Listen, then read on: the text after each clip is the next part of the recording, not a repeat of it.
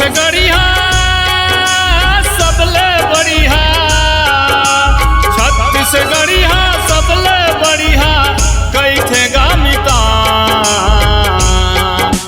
छत्तीसगढ़ के संस्कृति के करथेगा गुणगान, छत्तीसगढ़ के संस्कृति के करथेगा गुणगान।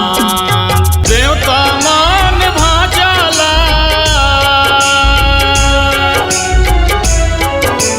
देवता मान भांचाला करथेगा प्रणाम।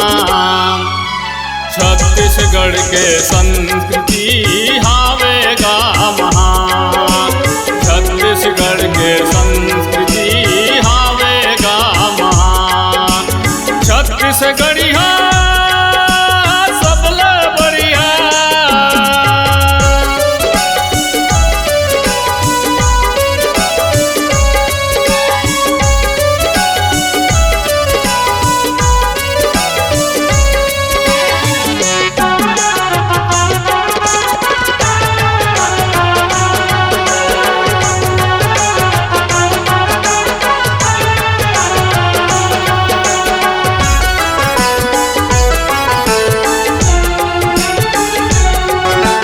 छत्तीसगढ़ के आदमी के विशेष है पहचान, विशेष है पहचान। घर आए मेहमान लभैया मानथेगा भगवान। मानथेगा भगवान।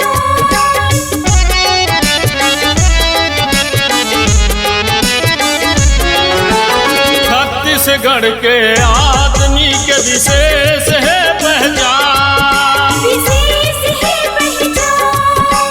घर आए मेहमान लभैया मानथेगा भगवान। मानथेगा भगवान। भूखन लांघन रही के भैया, भूखन लांघन रही के सेवा करते जी जान।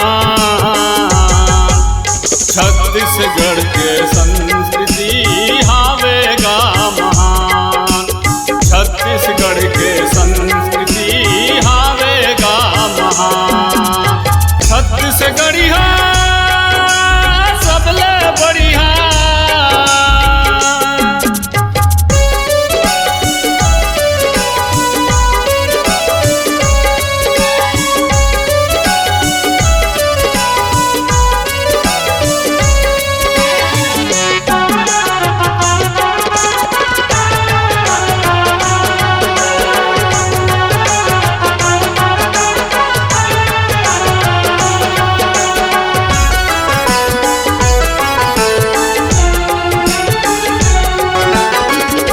किसानी करके जीवन बिताथेगा किसान। बिताथेगा किसान।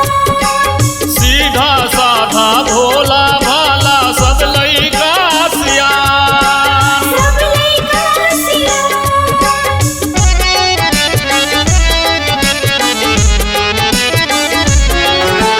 खेती किसानी करके जीवन बिताथेगा किसान। बिताथेगा किसान। सीधा साधा भोला भाला सब लइका सियान। सब लइका सियान। 3-5 माँ रहे नहीं गा, 3-5 माँ रहे नहीं गा यहाँ के जवान। छत्तीसगढ़ के संस्कृति हावेगा महान, छत्तीसगढ़ के संस्कृति हावेगा महान। छत्तीसगढ़िया सबले बढ़िया,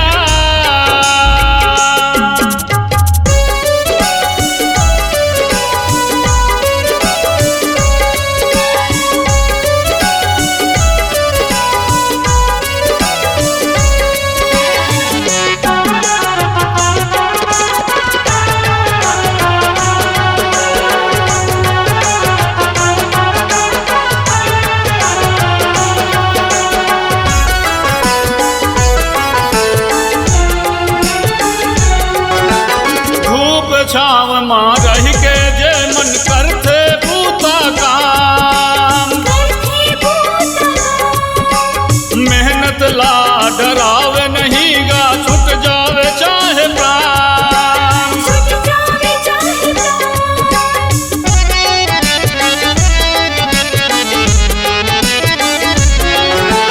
धूप छाव माँ रह के जे मन करथे बूता काम, करथे बूता मेहनत ला डरावे नहीं गा, छूट जावे चाहे प्राण। छूट जावे चाहे तेज पसियाला पी के भैया, तेज पसियाला पी के भैया बनते पहलवान। छत्तीसगढ़ के संस्कृति हावेगा महान, छत्तीसगढ़ के संस्कृति हावेगा महान। छत्तीसगढ़िया सबले बढ़िया,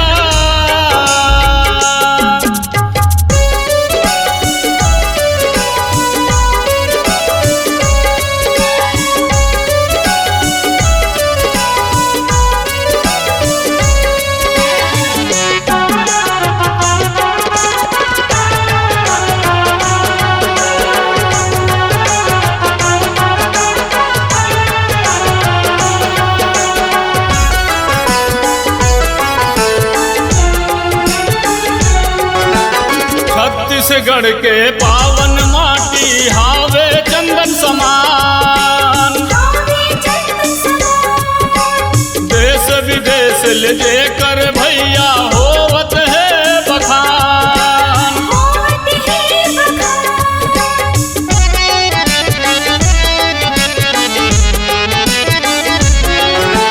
छत्तीसगढ़ के पावन माटी हावे चंदन समान। हावे चंदन समान देश विदेश ले जेकर भैया होत है बखान। होत है बखान धान के कटोरा जेला,